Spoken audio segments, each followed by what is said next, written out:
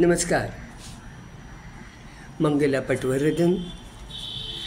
आज ना मंगेश पाडगावकरजी, मंगेश पाडगावकरांना कोण ओळखत नाही, इतका प्रतिभावान असा कवी. त्यांच्या कविता सगळ्यांनाच खूपच आवडायच्या. तर आज काही कविता मी म्हणणार आहे. अखंडपणे ते कविता लिहित असत. एखादा आनंदयात्री खुललेल्या रंगाची फुलं उधळत चालत राहावा ना, तसा त्यांचा प्रवास होता. तर त्यातली काही त्या वाटेवरील नित्य ताजी फुलं म्हणा, कसंही म्हणा, मला आवडणाऱ्या आहे त्या कविता मी म्हणते. पहिली कविता आपण लहानपणी सगळ्यांनीच म्हटलेलं हे वाक्य आहे. चिवतई चिवतई दारुगड. चिवतई चिवतई दारुगड. अगं दारुगड, चिवतई दारुगड. दार असं लावून जगावरती कावून, दार असं लावून जगावरती कावून किती वेळ डोळे मिटून आत बसशील? किती वेळ डोळे मिटून आत बसशील? आपलं मन आपणच खात बसशील.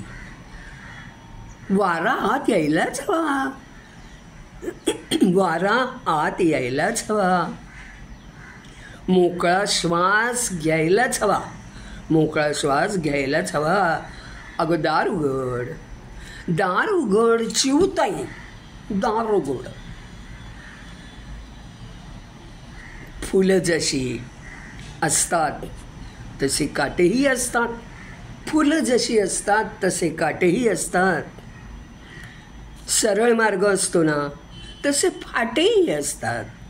सरळ मार्ग असतो तसे फाटेही असतात.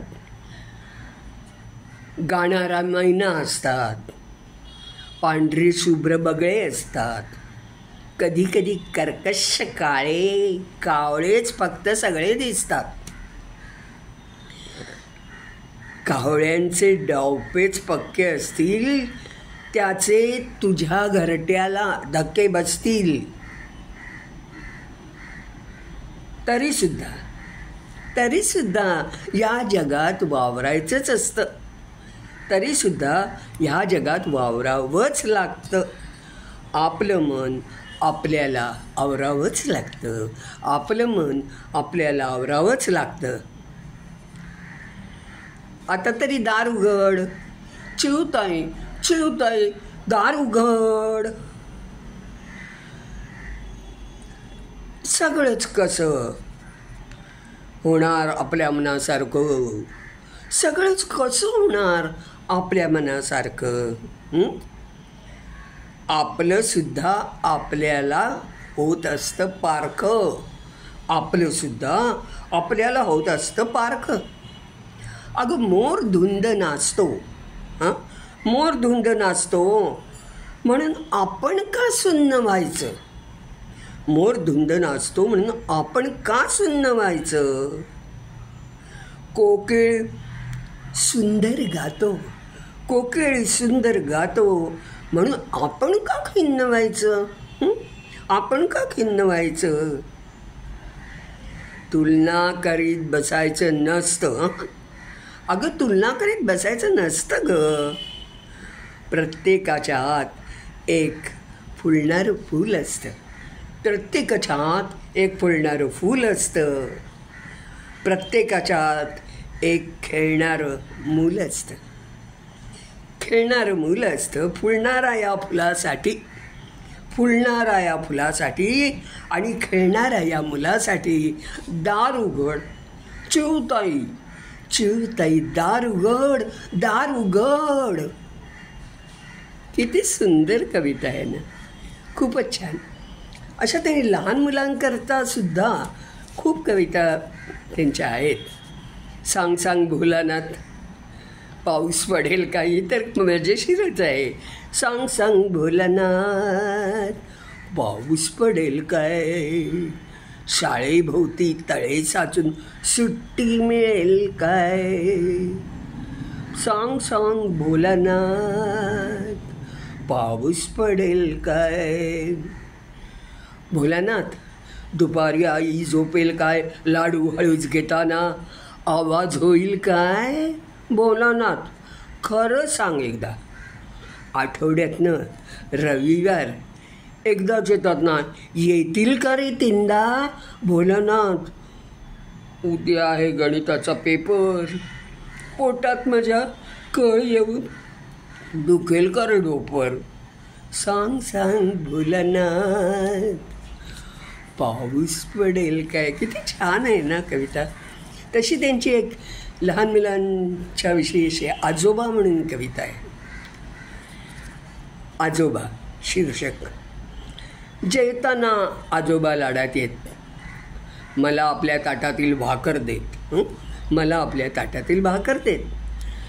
जेवता जेवता मध्येच थांबत आणि एक भला मोठा डायकर देत.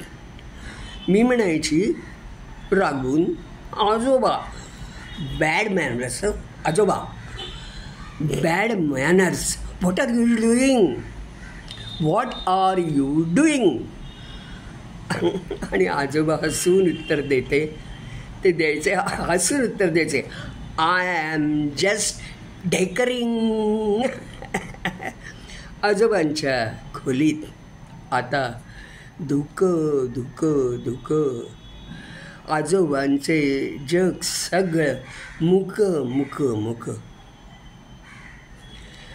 आजोबांना ना पडलं होतं भलं मोठे टक्कल. आजोबा म्हणायचे, ज्याला असतं टक्कल त्याला असते अक्कल. मी खिजवून म्हणायचो, आजोबा यमकासाठी घ्या आता बक्कल. आजोबा मोठ्याने ओरडून म्हणत, अरे साल्या यमक्या, मला देतोयस धमक्या का? मला धमक्या देतोयस? यमकांच्या धंद्यामध्ये मी आहे खमक्या, मी आहे खमक्या. आजोबा आपल्याच नादात स्वतःचीच गात असत. गाता गातामध्येच थांबून स्वतःशीच गोड हसत. मी म्हटलं एकदा, आजोबा एक गोष्ट विचारू? विचार बेटा. आजोबा, तुम्हाला मैत्रिणी होत्या का हो? वा, होत्या म्हणजे काय? होत्याच की. अरे एक ती अशी होती आणि एक ती तशी होती. इतक्यात खोलीत आजी आली. आजोबांनी जीभ एकदम बोबडी व्हायची. आजोबा स्वतःला सावरायचे, चटकन विषय बदलायचे, घसा घाकरून म्हणायचे, अरे बेटा, तुला गीतेमधला तो स्थितप्रज्ञ कसा असतो हे ठाऊक आहे का? चालतो कसा, बोलतो कसा ठाऊक आहे? किती छान आजोबांविषयी गोड अशी कविता आहे ही. आता पुढची कविता. मंगेश पाडगावकर नेहमी म्हणायचे की निर्मितीच्या प्रक्रियेचं गूढ स्वरूप मलासुद्धा अजून कळलेले नाही. माझ्या नकळत मनात खोल कुठेतरी रुजलेल्या अनुभूतीचा क्षण मातीचे कवच बेतून वर येणाऱ्या हिरव्यागार पात्याप्रमाणे केव्हा आणि कसा प्रगट होतो याचं रहस्य मला अजूनही उकललेलं नाही. तो क्षण अपरिहार्य असतो, अनपेक्षित असतो, एवढंच मी त्यांच्याविषयी सांगू शकेन. किती छान बोलले ना. अगदी खरं आहे ते. आणि आता एक मला आवडणारी अशी कविता सांगते. सांगा कसं जगायचं? सांगा कसं जगायचं? कणत की गाणं म्हणत? सांगा कसं जगायचं कणत कणत की गाणं म्हणत. डोळे भरून तुमची आठवण कोणीतरी काढतोच ना. ऊन ऊन दोन घास तुमच्यासाठी वाढतच ना.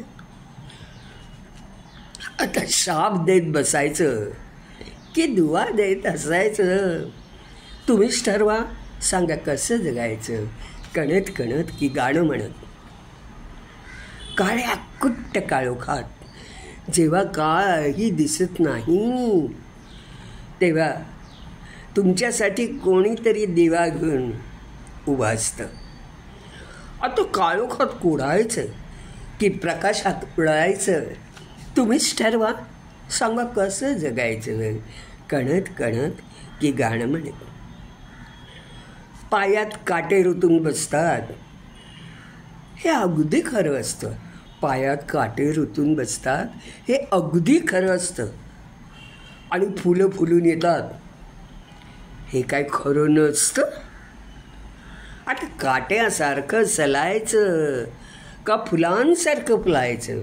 काट्यासारखं सलायचं का फुलांसारखं फुलायचं तुम्हीच ठरवा, सांगा कसं जगायचं. पहिला अर्धा भरला आहे असंही म्हणता येतं. पहिला अर्धा सरला आहे असंही म्हणता येतं. पहिला अर्धा भरला आहे असं सुद्धा म्हणता येतं आणि सरला आहे असं पण म्हणता येतं. मग आता पहिला भरला आहे म्हणायचं की सरला आहे म्हणायचं तुम्हीच ठरवा, सांगा कसं जगायचं कणत कणत का गाणं म्हणत. तुम्हीच सांगा कसं जगायचं कणत कणत का गाणं म्हणत. नमस्कार. आवडल्याने अशा खूपच कविता आहेत पण ह्या थोड्याशा मी म्हटल्या तुम्हाला आवडल्या असतील असं मानते. नमस्कार.